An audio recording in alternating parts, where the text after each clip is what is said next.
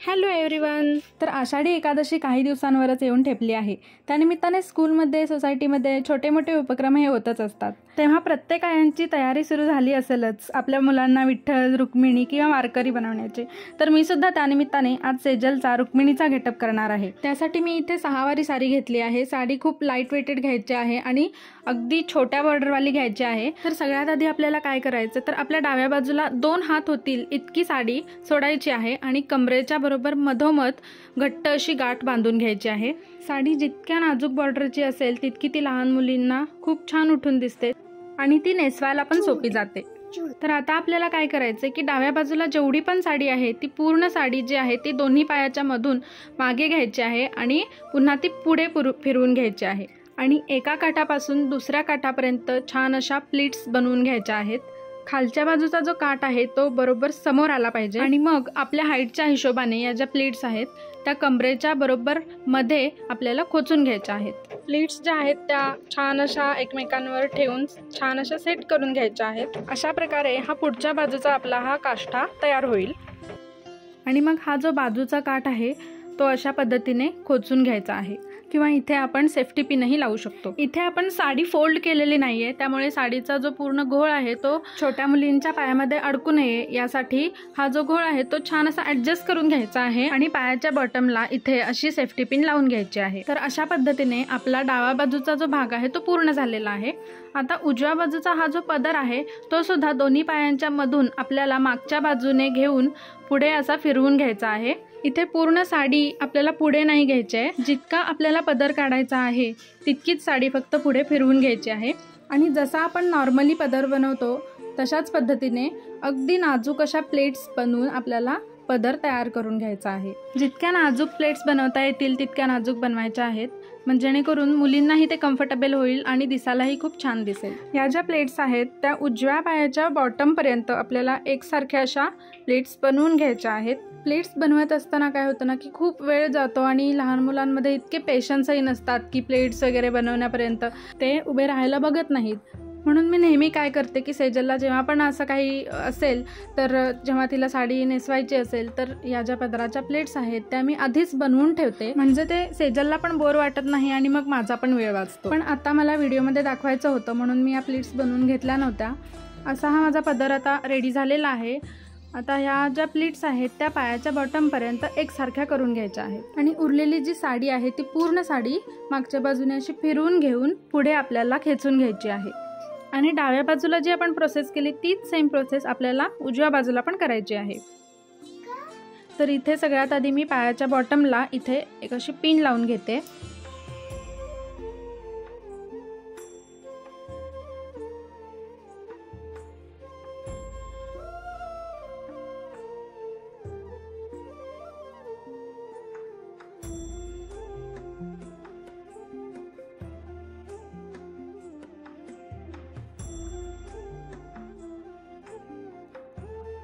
तर आता काय करायचं की जेवढी पण साडी मध्ये उरली आहे ती पूर्ण साडी आपल्याला अशी स्ट्रेट समोर करून घ्यायची आहे आणि दोन्ही काठ पकडून आपल्याला इथे निऱ्या करून घ्यायच्या आहेत। जसं की आपण बेसिक काष्टा बनवतो तशाच पद्धतीने आपल्याला इथे काष्टा बनवायचा आहे।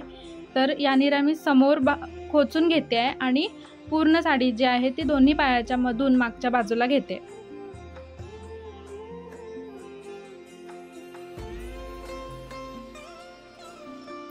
तर आता बघा इथे हे दोन्ही काठ जे आहेत ते मागच्या बाजूला आलेले आहेत। तर ते जे काठ आहेत त्याच्या मधोमध आपल्याला पकडायचं आहे आणि इथून आपल्याला हा काष्टा तयार करायचा आहे।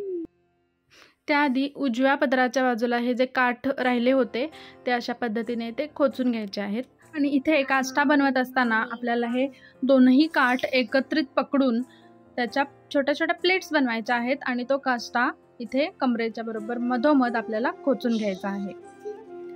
काष्टा हा खोचत असतानाच तिथे छोट्या छोट्या प्लेट्स ह्या आपोआपच पडतात तर त्या छान अशा फक्त आपल्याला ॲडजस्ट कराव्या लागतात। तर पिन लावून मी इथे छान अशा त्या ॲडजस्ट करून घेते। तर इथे आमच्या छोट्या रकुमाईची साडी नेसून झालेली आहे। तुम्ही बघू शकता की किती छान आणि सुंदर अशी दिसते ही साडी। असं वाटणार पण नाही की ही 6 वारीची 9 वारी साडी मुलींना आपण नेसवली आहे म्हणून। तुम्ही सुद्धा तुमच्या छोट्या मुलींना नक्की ही साडी ट्राय करून बघा, खूप छान दिसेल। आणि ते मागे आणि पुढे दोन्ही बाजूला सुद्धा काष्टा येतो, त्यामुळे खूपच सुंदर दिसतो हा साडीचा प्रकार। साडी नेसवून झाल्यानंतर एकदा आपल्याला काय करायचं तर सगळीकडून छान असं फिनिशिंग करून घ्यायचं आहे, म्हणजे प्लेट्स वगैरे छान अशा सगळीकडून ॲडजस्ट करून घ्यायच्या आहेत। इथे मला थोडंसं खेचल्यासारखं वाटत होतं, म्हणून मी काय करते तर हा काठ जो आहे तो असा बाजूला करते आणि काठाच्या खालची जी प्लेट आहे ती पकडून मी इथे एक सेफ्टी पिन लावून घेते।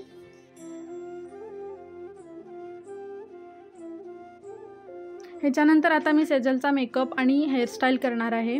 तर तुमच्याकडे ज्या पण प्रकारची जी काही ज्वेलरी असेल ती घालून घ्यायची आहे। कमरपट्ट्याशिवाय तर नऊवारीचा लुक हा छान दिसतच नाही, त्यामुळे मी आता कमरपट्टा घालून घेते सेजलला। त्याच्यानंतर काही ज्वेलरी गळ्यातली आहे तर ती घालून घेते।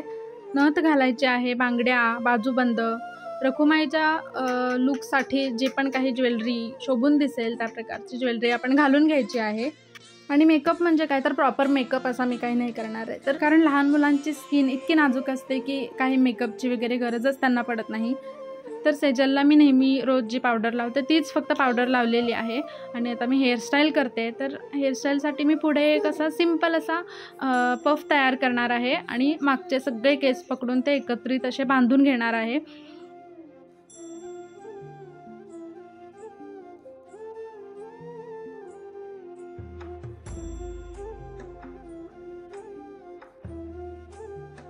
आणि माझ्याकडे हा असा रेडीमेड अटॅचेबल अंबाडा आहे, तर तोच मी नेहमी सेजलला घालते। तर तो अंबाडा मी घालणार आहे आणि त्याच्यावरती हा आर्टिफिशियल गजरा घालून घेणार आहे।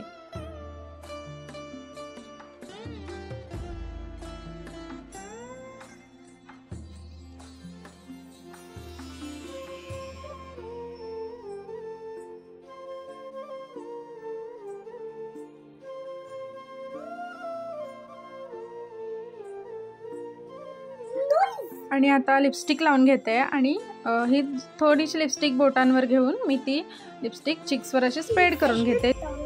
आणि आयब्रोज जर खूपच विरळ असतील तर आयब्रो पेन्सिलने थोड्याशा डार्क करून घ्यायच्या आहेत। आता मी रखुमाईचा टिका इथे लावून घेते, त्यासाठी मी इथे गंध यूज करते। तर पिवळ्या रंगाच्या गंधाने मी मधोमध असा मोठासा टिक्का लावून घेते आणि दोन्ही भुवयांच्या बाजूला अशा रेड कलरच्या कुंकुमने मी लाईन्स ड्रॉ करून घेते। ही जी लाईन आहे ती तुम्हाला हवं तर अगदी आयब्रोच्या कडेपर्यंत सुद्धा तुम्ही ड्रॉ करू शकता, तेही खूप छान दिसतं।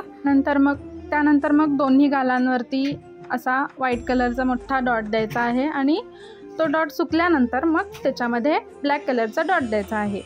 आणि हा एक असा ब्लाऊज पीस आहे माझ्याकडे, तोच मी सेजलला शेला म्हणून दिला आहे। तर अशा पद्धतीने आमची ही छोटीशी क्यूट अशी रखुमाई नटून सजून तयार झालेली आहे। रखुमाईच्या कानामध्ये जे फिश शेपचे कानातले असतात आणि डोक्यावरती जो मुकुट असतो तो सुद्धा घातलेला आहे। हा जो मुकुट आणि कानातले आहेत ते सुद्धा मी घरीच बनवले आहे। असा काही प्रॉपर असा मी मुकुट हा नाही बनवला, तीच खूपच कमी वेळात आपण हा मुकुट बनवू शकतो। जर तुम्हालाही हा मुकुट कसा बनवला हे बघायचं असेल तर त्याचाही व्हिडिओ मी चॅनलवरती अपलोड केलेला आहे। आणि सर्वांना आषाढी एकादशीच्या खूप खूप शुभेच्छा।